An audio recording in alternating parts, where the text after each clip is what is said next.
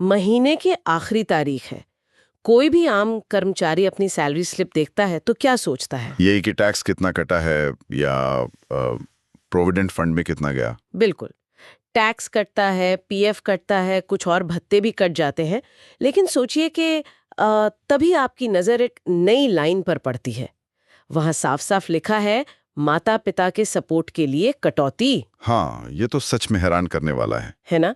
मतलब जो काम कल तक हमारे समाज में एक अपवित्र पारिवारिक संस्कार माना जाता था, वो अब एक सीधा कानूनी टैक्स या कह ले एक अनिवार्य कटौती बन गया है। देखिए, ये शुरुआत ही अपने आप में एक बहुत बड़ा झटका देती है, क्योंकि सदियों से ना परिवार के मामलों को और खासकर माता पिता की देखभाल को राज्य की दखल से बिल्कुल दूर रखा गया है। हाँ, वो एक विशुद्ध भावनात्मक और नैतिक जिम्मेदारी मानी जाती रही है। बिल्कुल। लेकिन ये जो नया विचार है, ये सीधे तौर पर उस लक्ष्मण रेखा को पार कर रहा है। और यही आज के हमारे इस गहन विश्लेषण का मुख्य विषय भी है। हमारे पास जो स्रोत हैं वे Telangana employees accountability and monitoring of parental support bill 2026 से जुड़े हैं। एक बहुत ही भारी भरकम नाम है इस बिल का। हाँ, नाम थोड़ा बड़ा है। तो हमारा मिशन आज ये डिकोड करना है कि कैसे ये नया बिल हमारे पारंपरिक पारिवारिक मूल्यों को एक कानूनी और पूरी तरह से लागू करने योग्य व्यवस्था में बदल रहा है। मतलब एक ऐसी व्यवस्था जिसे सरकार बाकायदा एनफोर्स कर सकती है। हम इसके कानूनी, आर्थिक और प्रशासनिक पहलुओं को बारीकी से खंगालेंगे। चलिए इसे विस्तार से समझते हैं। बिल्कुल। और इस चर्चा की शुरुआत में ही ये समझना बहुत जरूरी है कि ये बिल इस पुराने विचार को पूरी तरह से खारिज कर देता है कि माता पिता की देखभाल सिर्फ अच्छे बच्चों की अंतरात्मा पर छोड़ी जा सकती है। मतलब जब अंतरात्मा काम नहीं करती तो फिर कानून को दखल देना ही पड़ता है। सही कहा। तो सबसे पहले इसी बात पर आते हैं कि ये कानून आखिर लागू किस पर होता है। देखिए, इस बिल के पीछे का मुख्य कारण तो यही है कि कमाने वाले बच्चे अपने आश्रित माता पिता को अनदेखा न करें। लेकिन जब मैंने इन दस्तावेजों को पहली बार पढ़ा तो बच्चे और माता पिता की जो परिभाषा इस बिल के तहत दी गई है, उसने मुझे वाकई हैरान कर दिया। अच्छा, ऐसा क्या खास था उसमें? मतलब ये सिर्फ किसी प्राइवेट कंपनी में काम करने वाले क्लर्क या किसी सरकारी अधिकारी तक सीमित नहीं है। इसमें विधायक यानी एमएलए, सांसद यानी एमपी और स्थानीय निकायों के जो चुने हुए प्रतिनिधि होते हैं वो भी शामिल हैं। अरे वाह!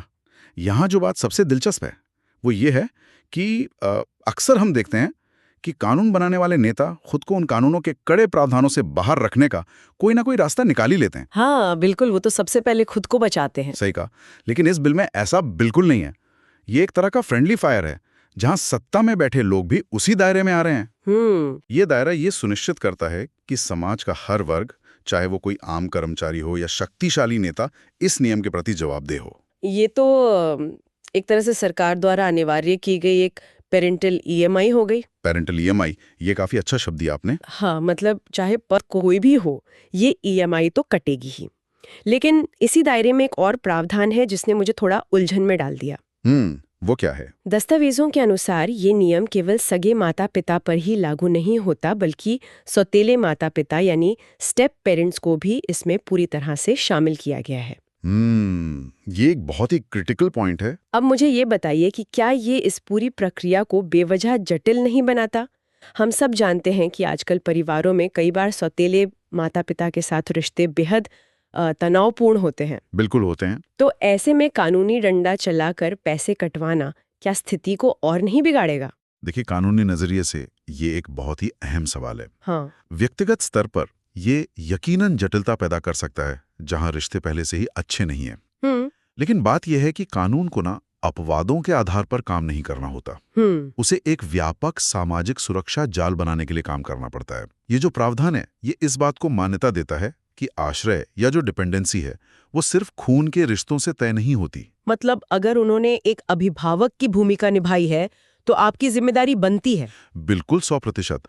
अगर एक सौतेला माता या पिता उसी पारिवारिक ढांचे का हिस्सा रहे हैं तो बुढ़ापे में उनकी सुरक्षा भी उतनी ही जरूरी है। राज्य का मुख्य उद्देश्य ये सुनिश्चित करना है कि कोई भी बुजुर्ग बेसहारा न रहे, चाहे उनका पारिवारिक इतिहास कितना भी कड़वा क्यों न रहा हो। सही कहा। यानी रिश्ते चाहे मीठे हों या कड़वे, आर्थिक जिम्मेदारी से तो बचा नहीं जा सकता।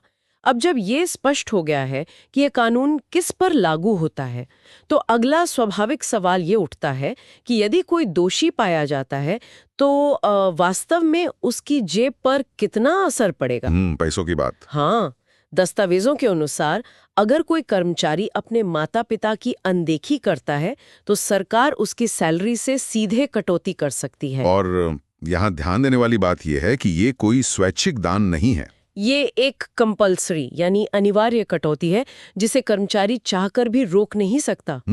यहाँ एक बहुत ही दिलचस्प बात सामने आती है। ये जो कटौती है वो सैलरी का 15% या अधिकतम 10,000 रुपए होगी। दोनों में से जो भी कम हो। हाँ बिल्कुल, दोनों में से जो भी कम हो। और ये राशि सीधे माता पिता के बैंक अकाउंट में जाएगी। अब मुझे इस 10,000 रुपए के कैप यानी इस लिमिट पर भारी आपत्ति है। अच्छा, वो क्यों? जरा सोचिए ना, एक कम वेतन पाने वाले कर्मचारी के लिए जिसकी सैलरी मान लीजिए 30 या 40,000 रुपए है, उसके लिए 15% एक बहुत बड़ी रकम हो सकती है। हाँ, उसके घर का बजट बिगड़ सकता है। बिल्कुल, लेकिन वहीं एक करोड़पति विधायक या किसी बड़ी टेक कंपनी के अधिकारी के लिए 10,000 रुपए तो शायद एक दिन के पेट्रोल का खर्च हो। हाँ वही तो। क्या ये वित्तीय दंड सबके लिए न्याय संगत है? मतलब मुझे तो ये साफ तौर पर अमीरों को फायदा पहुंचाता हुआ दिख रहा है। मैं आपकी बात समझ रहा हूँ। पहली नजर में देखने पर यह पूरी तरह से असमान और अमीरों के पक्ष में झुका हुआ ही लगता है ना? हाँ। लेकिन अगर हम इसके पीछे की प्रणालीगत मंशा को समझें तो तस्वीर थोड़ी अलग दिखती है।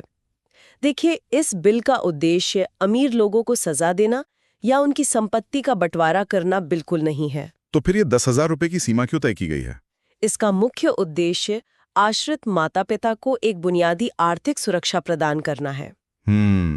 Basic security. हाँ, राज्य बस ये सुनिश्चित करना चाहता है कि माता पिता की बुनियादी जरूरतें जैसे भोजन, कपड़े और जरूरी दवाइयां पूरी हो सकें।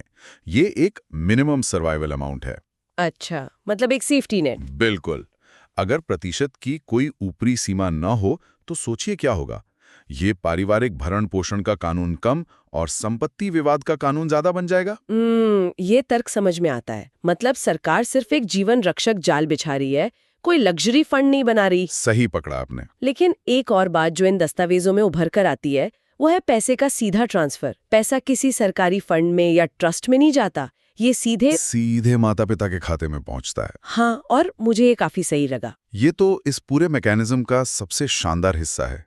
इसका जो मनोवैज्ञानिक प्रभाव है ना, वो बहुत गहरा होता है। वो कैसे? देखिए, उम्र के उस पड़ाव पर जहां इंसान शारीरिक रूप से कमजोर हो जाता है, वहां हर महीने अपने ही बच्चों के सामने हाथ फैलाना और पैसे मांगने का जो अपमान सहना पड़ता है वो बहुत दर्दनाक होता है। हाँ, ये तो है। कोई भी बुजुर्ग ये नहीं चाहेगा। बिल्कुल। और जब पैसा सीधे उनके बैंक खाते में क्रेडिट होता है तो ये उनका स्वाभिमान बनाए रखता है। उन्हें अपनी ही जरूरतों के लिए किसी की दया पर निर्भर नहीं रहना पड़ता। ये स्वाभिमान वाली बात वाकई बहुत मायने रखती है। अब चूंकि ये मामला सीधे तौर पर किसी की मेहनत की कमाई की कटौती से जुड़ा है तो जाहिर है कि लोग इसका विरोध भी करेंगे। कोई भी आसानी से अपनी सैलरी थोड़ी कटवाना चाहेगा। वही तो ये जानना अहम है कि इस कटौती का फैसला आखिर लेगा कौन। दस्तावेजों में बताया गया है कि जिला कलेक्टर यानी डिस्ट्रिक्ट कलेक्टर को प्रारंभिक नामित प्राधिकारी बनाया गया है। District collector? हाँ, और सबसे बड़ी बात, उन्हें किसी भी याचिका का निपटारा अनिवार्य रूप से 60 दिनों के भीतर करना होगा। 60 दिन? मतलब भारतीय प्रशासनिक और कानूनी व्यवस्था की सुस्त रफ्तार को देखते हुए यह समय सीमा तो बहुत ही आक्रामक है। मुझे तो ये किसी फास्ट ट्रैक कंज्यूमर कोर्ट से भी ज्यादा तेज लग रहा है। बल्कि अगर मैं सही मायनों में कहूं तो ये किसी बड़ी कॉर्पोरेट कंपनी के HR ग्रीवेंस रेजोल्यूशन सिस्टम की तरह है। वो कैसे? मतलब जैसे HR में शिकायत की और तुरंत एक्शन हुआ, वैसे ही यहाँ राज्य पारिवारिक विवादों को एक ठंडे, नपेतिले और बेहद कुशल तरीके से सुलझा रहा है। और सच कहूं तो ये जरूरी भी है। एक 75 या 80 साल का बुजुर्ग व्यक्ति अदालतों के चक्कर काटने, वकीलों की भारी भरकम फीस भरने और वो जो कहते हैं ना तारीख पे तारीख का इंतजार करने की स्थिति में बिल्कुल नहीं होता। हाँ ना, उनके पास वो ऊर्जा होती है और नहीं उतना समय बचा होता है। बिल्कुल। इसलिए इस लाल फीताशाही को या रेड टेप को पूरी तरह से खत्म करना इस बिल की सबसे बड़ी ताकत है। लेकिन सिस्टम सिर्फ एक अधिकारी पर तो निर्भर नहीं रह सकता ना। अगर कोई कलेक्टर के फैसले से संतुष्ट नहीं है तो क्या? तो उसके लिए अपील का प्रावधान है? हाँ, दस्तावेजों को पढ़ने पर पता चलता है कि अपील के लिए एक वरिष्ठ नागरिक आयोग यानी सीनियर सिटीजन कमीशन की स्थापना की गई है। और ये आयोग कोई साधारण सरकारी समिति नहीं है। ये एक अर्ध न्यायिक यानी क्वाजी जुडिशियल निकाय है, जिसके प्रमुख हाई कोर्ट के एक रिटायर्ड जज होंगे। ये एक बहुत ही बड़ा कदम है। हाँ, इस आयोग के पास जांच करने, जुर्माना लगाने और प्रशासनिक सदस्यों की निगरानी करने की पूरी शक्ति है। अगर हम इसे बड़े परिप्रेक्ष्य में देखें तो एक क्वाजी जुडिशियल निकाय का चुनाव करना एक बहुत ही सोची समझी रणनीति है। वो कैसे? मतलब इन मामलों को सामान्य अदालतों में क्यों नहीं ले जाया जा सकता? क्योंकि देखिए, अगर इन मामलों को सामान्य दीवानी अदालतों यानी सिविल कोर्ट्स में जाने दिया गया तो ये मामले सालों तक लाखों अन्य जो पेंडिंग मामले उनके नीचे दब जाएंगे। ओह हाँ, वहां तो पहले से ही बहुत भीड़ है। बिल्कुल, एक रिटायर्ड हाई कोर्ट जज को इस आयोग का मुखिया बनाने से इस पूरे सिस्टम का वजन कानूनी तौर पर बहुत बढ़ जाता है। वो जज अपने साथ सालों का कानूनी अनुभव और सबसे जरूरी चीज निष्पक्षता लेकर आते हैं। यानी उनके फैसलों को इतनी आसानी से किसी निचली अदालत में चुनौती नहीं दी जा सकेगी। सही कहा। ये इस बात की गारंटी देता है कि फैसले कानूनी रूप से इतने मजबूत हों कि लोग अपीलों के जंजाल में उलझकर इस कानून के मूल उद्देश्य को ही ना भटका दें। मतलब ये एक तरह से सिस्टम को फूल प्रूफ और बाइंडिंग बनाने की कोशिश है। हाँ, ये सुनिश्चित करता है कि निर्णय सिर्फ भावनाओं के आधार पर नहीं बल्कि ठोस कानूनी तर्कों के आधार पर लिए जाएं। तो अब तक हमने ये देख लिया कि ये नियम किस पे लागू है, पैसे कैसे कटेंगे और फैसला कौन करेगा। लेकिन समय के साथ पारिवारिक परिस्थितियां बदलती भी तो हैं। बिल्कुल, परिस्थितियां कभी एक जैसी नहीं रहती। हाँ, तो अब हमारी चर्चा इस दिशा में मुड़ती है कि इन बदलती परिस्थितियों में, विशेष रूप से माता पिता के न रहने की स्थिति में, इस कानूनी और वित्तीय प्रक्रिया का क्या होता है। ये इस बिल का एक बहुत ही व्यवहारिक पहलू है। जीवन हमेशा एक सा नहीं रहता और कानून को भी उसी हिसाब से ढलना पड़ता है। दस्तावेजों के मुताबिक यदि किसी एक माता या पिता का निधन हो जाता है तो जो जीवित आश्रित माता या पिता हैं वे पूरी राशि अपने खाते में ट्रांसफर करवाने के लिए आवेदन कर सकते हैं। यानी अगर पहले 10,000 रुपए दोनों में बंट रहे थे तो अब पूरा हिस्सा किसी एक को मिलेगा। वो रकम आधी नहीं होगी। इसका सीधा सा मतलब यह है कि आश्रित की सुरक्षा हर हाल में सरकार की सर्वोच्च प्राथमिकता है। देखिए, एक जीवन साथी के जाने के बाद दूसरे साथी की जरूरतें कम नहीं होती। अक्सर अकेलेपन, स्वास्थ्य समस्याओं या मान लीजिए किसी केयरटेकर की आवश्यकता के कारण खर्चे और ज्यादा बढ़ जाते हैं। हाँ, ये तो एक कड़वा सच है बुढ़ापे का। बिल्कुल, इसलिए पूरा पैसा जीवित साथी को मिलना एक बहुत ही संवेदनशील और जरूरी कदम है। तो इस सब का असल मतलब क्या है? जब मैंने अगले नियम को पढ़ा तो मुझे एक बहुत ही दिलचस्प प्रशासनिक बाधा नजर आई। बाधा? कैसी बाधा? नियम कहता है कि केवल दोनों माता पिता के निधन के बाद ही कर्मचारी अपनी सैलरी से हो रही इस कटौती के आदेश को रद्द करवाने के लिए आवेदन कर सकता है। लेकिन ये प्रक्रिया ऑटोमैटिक नहीं है। जरा विचार करें, जब सिस्टम इतना स्मार्ट है कि वो सैलरी काट सकता है तो निधन के बाद वो कटौती अपने आप क्यों नहीं रुक सकती? ये एक अच्छा पॉइंट है। कर्मचारी का वेतन तब तक कटता रहेगा जब तक कि वो खुद मृत्यु प्रमाण पत्र देकर आधिकारिक रूप से कटौती रुकवाने का आवेदन नहीं करता। मतलब एक व्यक्ति जिसने अभी अभी अपने माता पिता को खोया है, उसे दफ्तरों के चक्कर काटने पड़ रहे हैं। क्या ये बेवजह की कागजी कार्रवाई नहीं है? ये एक महत्वपूर्ण सवाल खड़ा करता है और पहली नजर में ये सचमुच थोड़ा कठोर या कह लें असंवेदनशील लग सकता है। बिल्कुल लगता है। लेकिन अगर हम इसके पीछे की प्रणालीगत सोच को देखें तो ये प्रावधान सुनिश्चित करता है कि इस व्यवस्था को किसी भी तरह से धोखा ना दिया जा सके। धोखा? इसमें भला धोखा कैसे हो सकता है? देखिए, मान लीजिए कि ये प्रक्रिया ऑटोमेटिक होती या सिर्फ कर्मचारी की एक साधारण सूचना पर निर्भर होती। इतिहास गवाह है कि आर्थिक मामलों में सिस्टम अक्सर कमाने वाले को फायदा पहुंचाता है और जो आश्रित हैं उन्हें पीछे छोड़ देता है।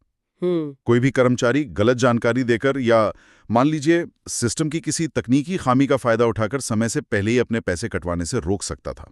ओह, अच्छा, तो ये उस तरह की धोखाधड़ी को रोकने के लिए है। बिल्कुल।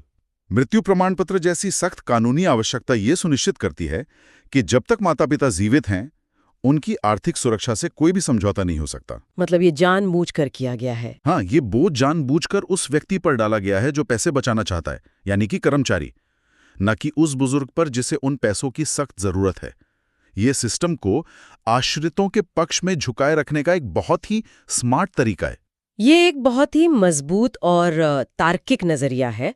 तो अगर हम इस पूरे विश्लेषण को समेटें तो जो तस्वीर उभर कर सामने आती है वो बहुत साफ है। ये तेलंगाना बिल सिर्फ एक खोखली नैतिक अपील नहीं है कि प्लीज अपने माता पिता का ध्यान रखें। ये एक बेहद सख्त कानूनी और वित्तीय ढांचा है। बिल्कुल। ये समाज के हर तबके पर लागू होता है, आम क्लर्क से लेकर पावरफुल विधायकों तक। इसमें सौतेले माता पिता तक शामिल हैं। सैलरी से सीधा 15% या अधिकतम 10,000 रुपए तक की कटौती का स्पष्ट नियम है जो सीधे बैंक खाते में जाता है। और 60 दिन का टाइम लिमिट। हाँ, इसे लागू करने के लिए 60 दिन की समय सीमा वाला एक तेज तर्रार एडमिनिस्ट्रेटिव सेटअप है जिसके ऊपर हाईकोर्ट के एक रिटायर्ड जज बैठे हैं। और अंत में धोखाधड़ी से बचने के लिए इसे रद्द करवाने की जिम्मेदारी भी पूरी तरह से कर्मचारी के कंधों पर डाल दी गई है।